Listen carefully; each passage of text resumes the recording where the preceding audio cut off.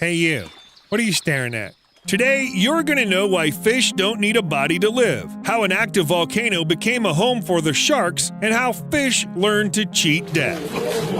Let's go! Some creatures, like salamanders, are able to regrow lost body parts. Octopus tentacles may exist for some time without the octopus itself, but it isn't so surprising. The other thing is underwater zombies. I'm serious. There are a lot of videos on the internet about the fish that survived the attack of some predator and stayed alive, although they lost an impressive part of their body. And we don't know how they can move. Okay, let's say someone took a piece of this fish. The damage is in the back, so probably vital organs are safe. But what about the fish which lost most of its body, or a head? Who can live without the head? Even the Gryffindor house ghost had one, although he wasn't alive.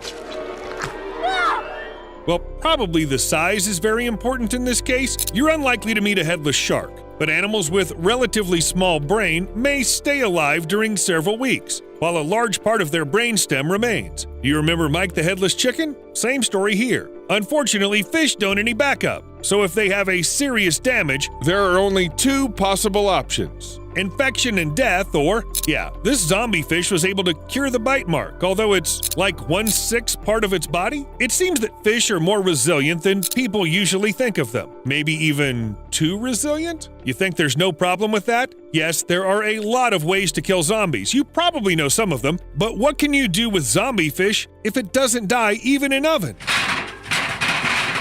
So let me get out of here, and you're dead. Got it?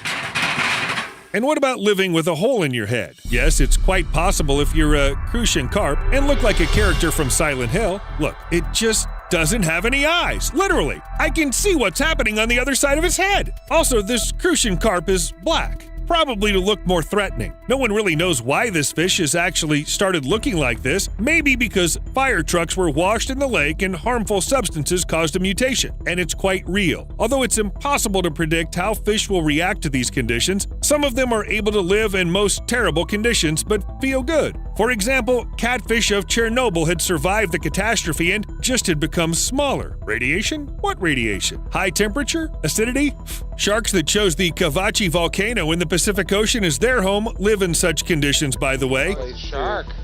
Oh, is it? Oh, the resting spot of a shark. Okay. Cavachi is a very active submarine volcano that actually do some activities all the time. No one except stubborn bacteria can live here. But in 2015, scientists found sharks in the volcano. They were floating gently in hot, muddy water with incredibly high acidity, and they were rather comfortable. It looks like fish really have the ability to survive in most extreme conditions, such as huge depth, inside the volcano, in space.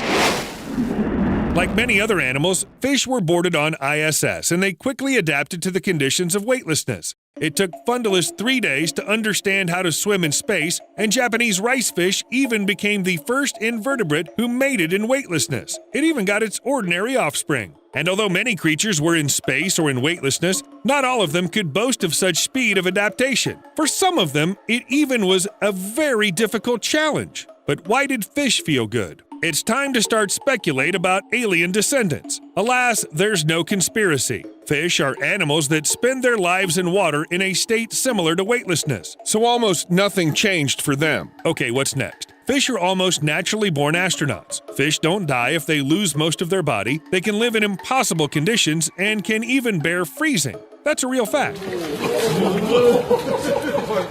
Many fish freeze just to wake up later and feel like they did before. Who else except them and Captain America can boast of such abilities? Tardigrades. In 2016, Japanese scientists unfurled a tardigrade that was found in Antarctica 30 years ago. The creature has successfully adapted to life and even got absolutely normal offspring. Anyway, tardigrades are absolutely unique creatures. There's no one to compare with them. But what about people? Nothing is working with cryonics, although scientists are trying very hard. I mean, you can freeze a person or part of their body, but it's difficult to unfreeze it and get it back to normal. Fast freezing is dangerous for living cells because ice forms in them and destroys important structures. After unfreezing process, this organism will literally be broken on a cellular level. The slow freezing is also dangerous because of dehydration, but fish can do it. So you can be the higher being and own the entire planet, but without special proteins, you can't survive the freezing. If you aren't frozen, if you're buried or cremated,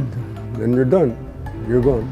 Antarctic fish, as well as some other species, produce special proteins that help them to unfreeze. These proteins prevent ice formation in the body fluids and influence the freezing point of blood, so fish can survive even the most extreme temperatures. We can say that this frozen fish looks like jelly from the outside. That's why a goldfish placed in liquid nitrogen remains alive if we unfreeze it quickly enough. This looks like some kind of experiment at school or at university, and it doesn't seem humane to me. No, he's good. He's already back. Back to work. He's already back. Yeah, I understand it's science, but you know perfectly well what a result is. Why do you have to torture an animal? Hey! Even the most tenacious fish have a limit. They can't survive the freezing if it lasts too long. This is what happened to an amusement park in Japan. In 2016, an ice rink was opened there with more than 5,000 frozen fish inside the ice. What?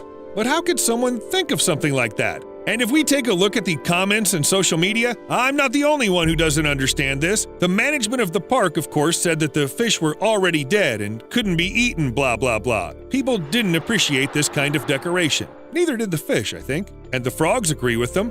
Not those frogs that are able to survive low temperatures without any harm. Flat-headed frogs also aren't very happy with people because they're used as flasks. The bodies of these frogs can accumulate water to survive in the desert, and people simply squeeze them when necessary. What do you think? How's the frog feel? It's not easy being green. Yeah, people often do things that shouldn't be done, and usually nature can't respond to them. But when predators and venomous snakes are powerless, fish come to the rescue. Watch your head! Oh, there they go again!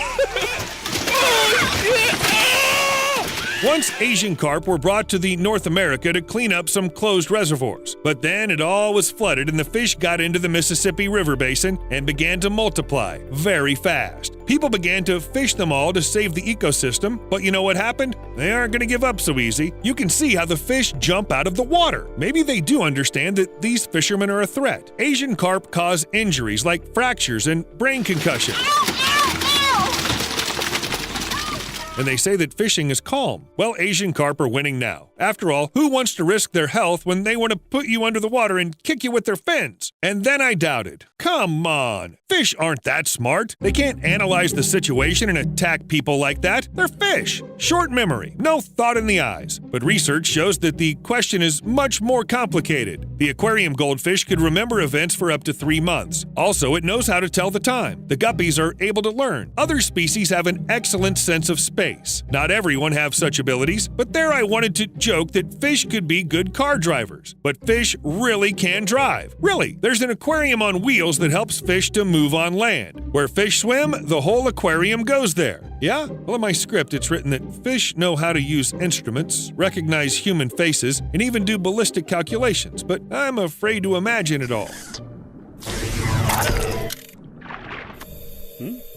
But if fish can drive, I can't believe I'm saying it, but if fish can drive, it's one thing. But humpback whales are another story. They're so smart that may invent new ways to find some food. After all, what could be easier than taking it away from people? One humpback whale goes to the same fishery during many years, and it always comes exactly when it's time to release the fish. Why swimming in the ocean if it knows exactly where the food is? Each such dinner is very expensive for people. I mean very expensive. Sometimes it costs millions of dollars, and now just think about it. Whale comes every year, and it always comes alone. So it doesn't tell anybody about this place. It's very smart. And what are you going to do with it? Go to the police to report it? Officer, I've been robbed. The suspect looks like this. It weighs 30 tons, it makes strange sounds, and it's a whale, by the way. Ow! See you later.